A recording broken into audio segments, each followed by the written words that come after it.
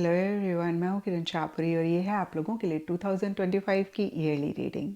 हर बारी की तरह इस बारी भी मैंने 4 मंथ्स की रीडिंग करी है, यानी कि जनवरी, फरवरी, मार्च, अप्रैल 2025 के लिए एक वीडियो है, मई, जून, जुलाई, अगस्त 2025 के लिए दूसरा वीडियो है एंड सितंबर, अक्टूबर, नवंबर, दिसंबर के लिए तीसरा वीडियो है। और जो भी वीडियो आप देख रहे हैं, बाकी दोनों वीडियोज़ के लिंक्स आपको नीचे डिस्क्रिप्शन बॉक्स में मिल जाएंगे। और हर बारी की तरह इस बारी भी मैं वीडियो के स्टार्टिंग में आपको यही कहूँगी कि प्लीज़ इस रीडिंग को आप एज गाइडेंस देखें, क्योंकि देखिए टैरो, एस्ट्रोलॉजी, न्यूमरोलॉजी का यही एक मकसद भी होता है।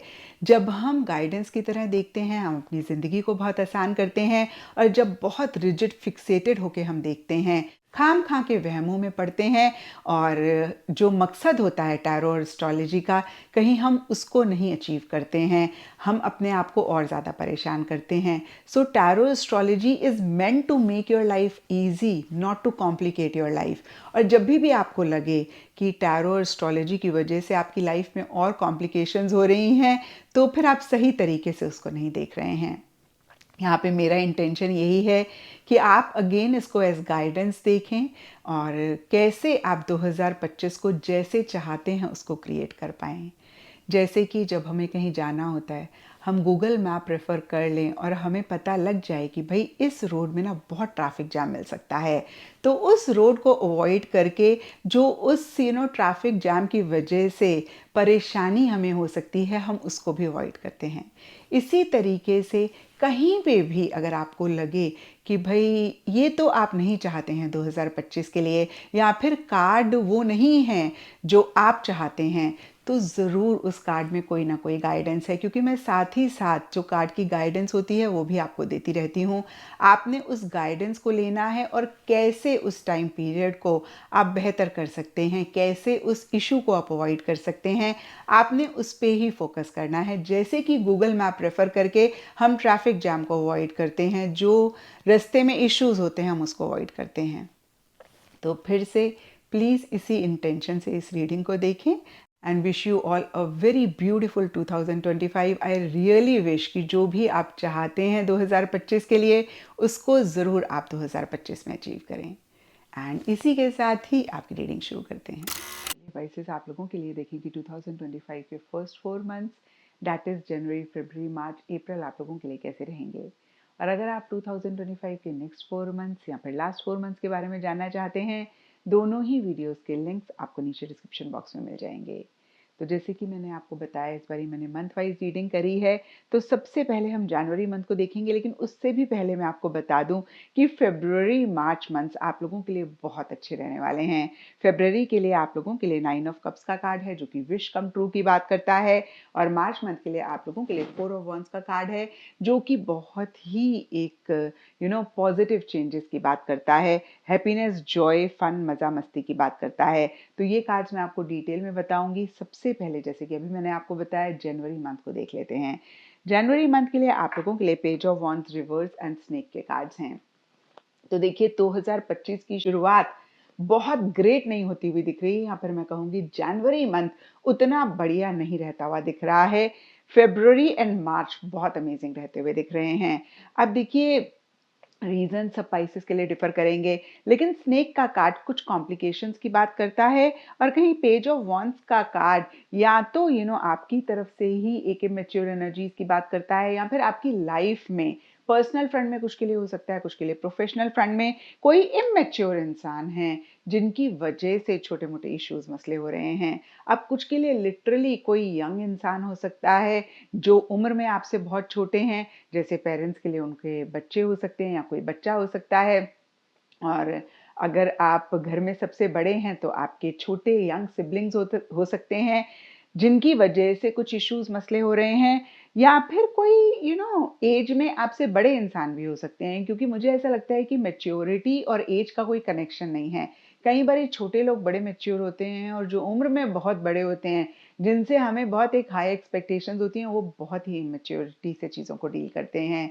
तो कुछ के लिए ये भी हो सकता है कि आपसे उम्र में बड़े हैं लेकिन बहुत इमेच्योरिटी के साथ चीज़ों को डील कर रहे हैं।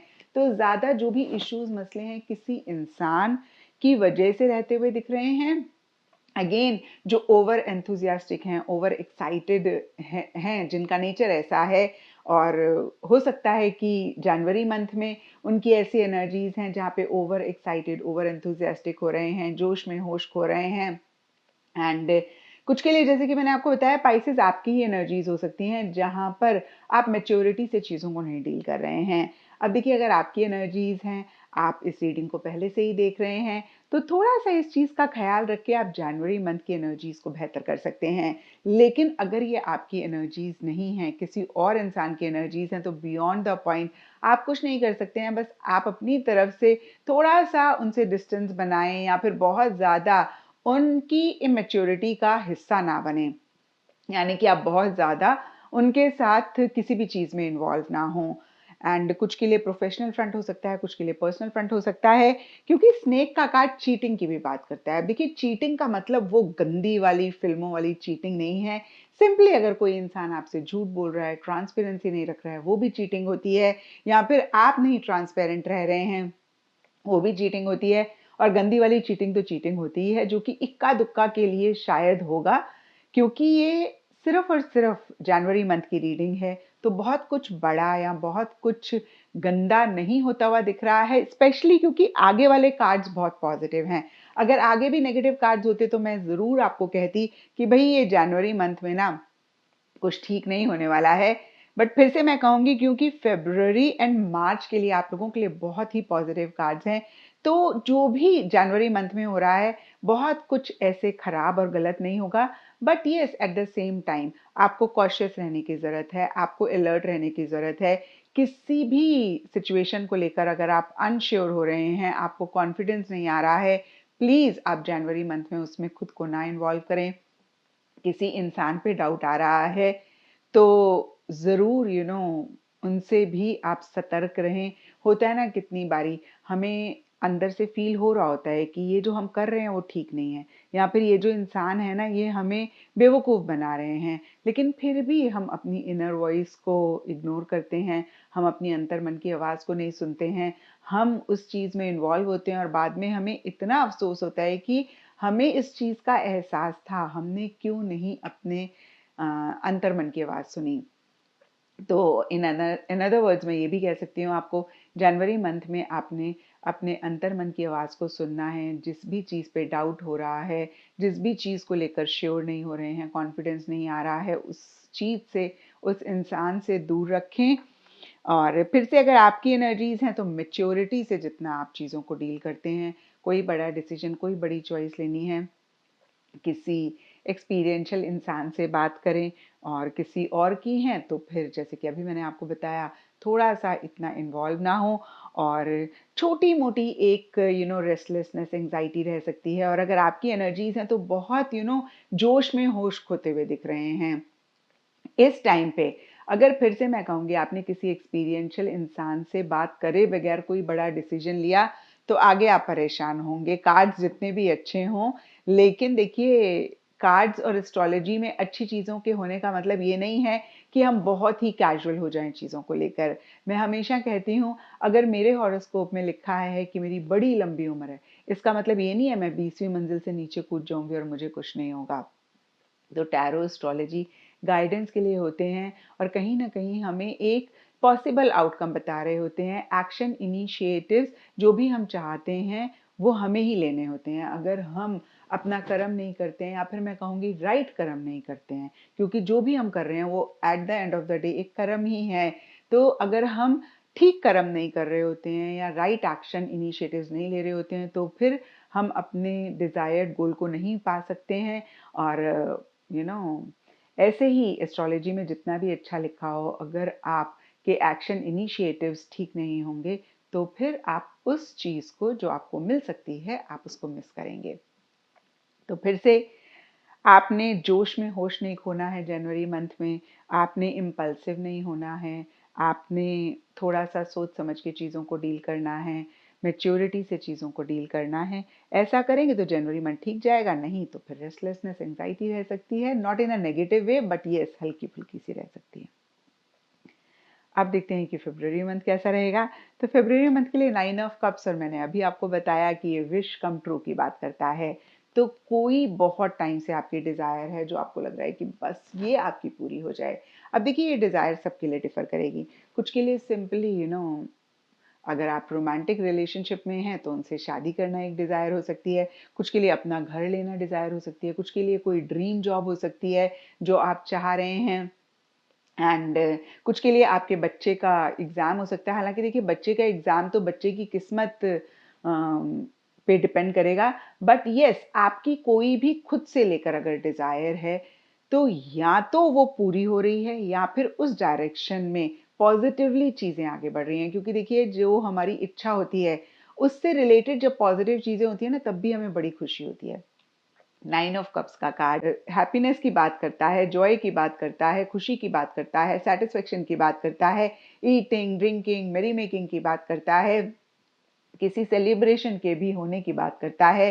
कुछ के लिए हो सकता है आप कोई अपनी अचीवमेंट सेलिब्रेट कर रहे हैं, कुछ के लिए हो सकता है आपके प्रोफेशनल या पर्सनल फ्रंट में कोई सेलिब्रेशन है जिसको आप अटेंड कर रहे हैं और आप बहुत एंजॉय कर रहे हैं। और डीपर लेवल के लिए फिश का कार्ड भी कहीं हैप्पीनेस की बात करता है, कहीं स्पिरिचुअल सोल कनेक्शन की भी बात करता है। तो स्पेशली जो लोग शादी चाह रहे हैं या फिर soulmate से कनेक्ट करना चाह रहे हैं तो February and March are going to be very very good months for you, especially with regards to this। तो फिर से देखिए spiritual soul connection romantic level पे या किसी भी लेवल पे हो सकता है, क्योंकि स्पिरिचुअल सोल कनेक्शन सिर्फ रोमांटिक ही हो ये कोई ज़रूरी नहीं है। किसी ऐसे इंसान से मिल सकते हैं जिनसे मिलकर आपको लगे कि यू नो इनसे आपका कोई सोल कनेक्शन है। और ओवरऑल ये कार्ड फिश का हैप्पीनेस की बात करता है, ये कहीं कैश फ्लो की भी बात करता है, पैसा भी होने की बात करता है और कहीं बहुत लाइट हार्टेड एक बहुत फन मज़ा मस्ती वाली एनर्जीज की भी बात करता है। तो February month as per the cards is going to be very very good for you.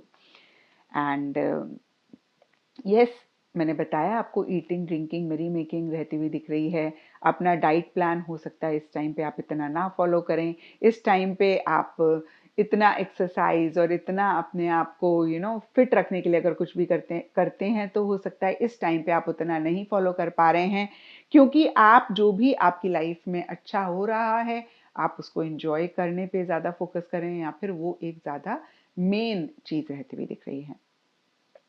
अब देखते हैं मार्च मंथ में क्या हो रहा है। तो देखिए मार्च मंथ के लिए 4 ऑफ वॉन्ड्स एंड सेज के कार्ड्स हैं। Again both of them are very very good and positive cards. Sage का कार्ड कहता है कि पीछे किसी भी चीज़ को लेकर नेगेटिविटी थी, इशू थे, मसले थे और हमने देखा कि जनवरी मंथ में कुछ कॉम्प्लिकेशंस थे, कुछ इश्यूज थे, कुछ मसले थे, तो वो नेगेटिविटी बिल्कुल क्लियर हो रही है। और 4 ऑफ वॉन्ड्स का कार्ड पॉजिटिव चेंजेस की बात करता है। अब देखिए अगेन शादी अगर आप चाह रहे हैं तो फेब्रुअरी मार्च या फिर इन चारों में से किसी भी महीने में हो सकता है। ये जनरल रीडिंग है तो बहुत स्पेसिफिकली मैं आपको नहीं टाइम के लिए बताऊंगी। अगेन चारों में से किसी महीने में हो सकता है, ज़्यादा चांसेस फेब्रुअरी मंथ में रहते हुए दिख रहे हैं। 4 ऑफ वॉन्ड्स का कार्ड सेलिब्रेशन की बात करता है, गेट टुगेदर की बात करता है, कंपेनियनशिप की बात करता है, एंथुजियाज्म, एक्साइटमेंट, फन, मज़ा, मस्ती, वेकेशन, सब चीज़ों को रिप्रेजेंट करता है। Change of place, change of residence, change of job, change of team, change of project and everything in a very very positive and good way. तो अगर आप घर खरीदना चाह रहे हैं February March are good months, इसमें बहुत एक पॉसिबिलिटी है। शादी चाह रहे हैं तो फेब्रुअरी मार्च या फिर ये 4 महीने बहुत नो इम्पॉर्टेंट रहेंगे या फिर बहुत कंड्यूसिव रहेंगे इन्हीं चीज़ों के लिए। वेकेशन पे जा सकते हैं, एंगेजमेंट हो सकती है आपकी या आपके किसी लव्ड वन की जिसमें आप इन्वॉल्व हो रहे हैं और कहीं आप मिल के कोई काम करते हुए दिख रहे हैं। कुछ के लिए सिंपली हो सकता है कोई कम्युनिटी में आप बहुत एक्टिव हैं और बहुत ज़्यादा आपकी कम्युनिटी बढ़ रही है, आपका सर्कल बढ़ रहा है, तो फिर से ज़्यादा सोशलाइज कर रहे हैं, ज़्यादा लोगों से मिल रहे हैं, कनेक्ट कर रहे हैं, फन, मज़ा, एंथुजियाज्म। और देखिए अगर स्पिरिचुअल कनेक्शन है ना तो वो भी अगर आपके लिए आपको अच्छा लगता है तो आपके लिए वो फन है। फन का मतलब यहाँ पर सिंपली ये नहीं है कि आप ईटिंग ड्रिंकिंग मेरी मेकिंग कर रहे हैं। सबके लिए enjoyment and fun is different. मेरी एक बड़ी क्लोज फ्रेंड थी तो I always use to prefer going for a walk alone. मुझे अकेले अच्छा लगता था। कुछ भी मैंने सुन लिया पॉजिटिव या स्पिरिचुअल रिलीजियस कोई मंत्रा कान में लगा लिया हेडफोन में, and that is in fact my me time and I enjoy going for a walk alone. तो मेरी फ्रेंड मुझे हमेशा बोलती थी, यार कितना बोरिंग है ना, मतलब why can't we go together, मेरे साथ चला कर ना, हम गप्पे मारेंगे, हम बात करेंगे। So that was fun and मजा for her, but for me time, listening to spiritual religious mantras was fun मजा मस्ती। तो यहाँ पर जब मैं आपको कह रही हूँ फन मजा मस्ती, तो इसका मतलब ये नहीं है आप ईटिंग ड्रिंकिंग मरी मेकिंग करें।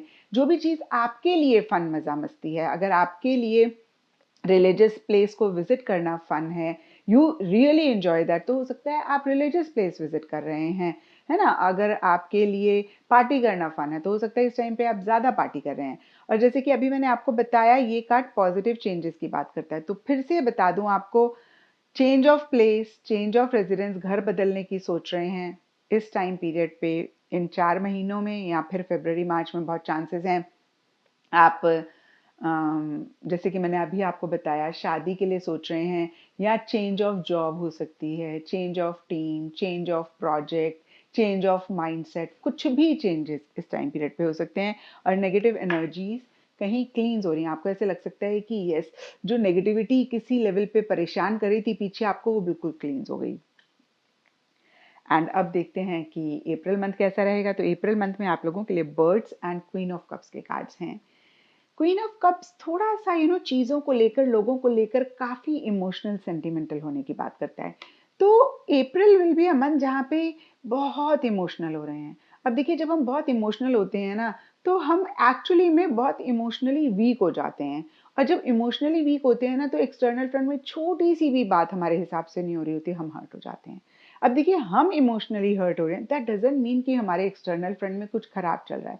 That only and only means कि मैं इमोशनली वीक हूँ।